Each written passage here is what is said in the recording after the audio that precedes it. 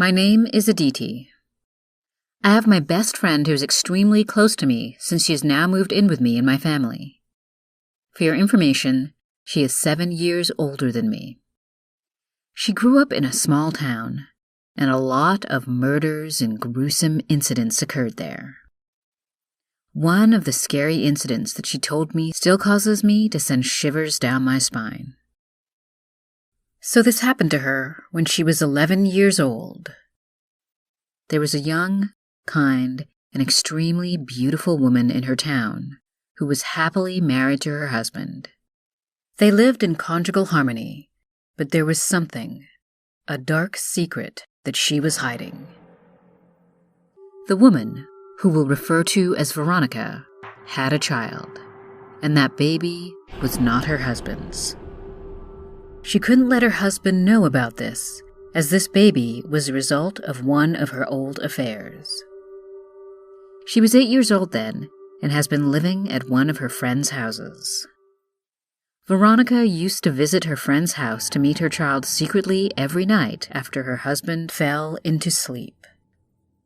However, when her husband had returned home late from work one day, then he realized that his wife wasn't home.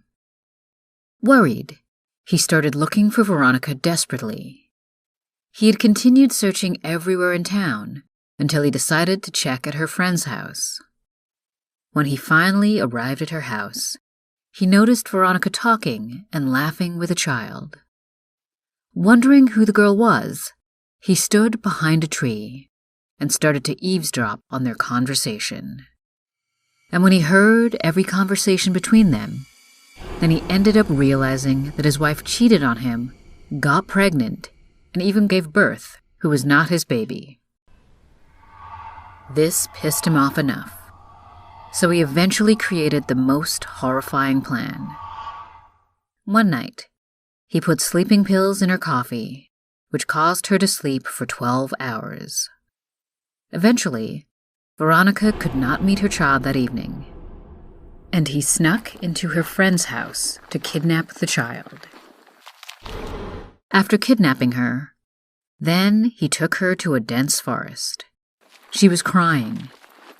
Then he smiled the creepiest way and said, "You are going to meet your mommy."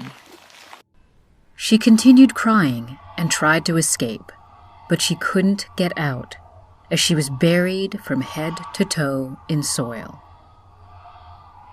She was never seen after that.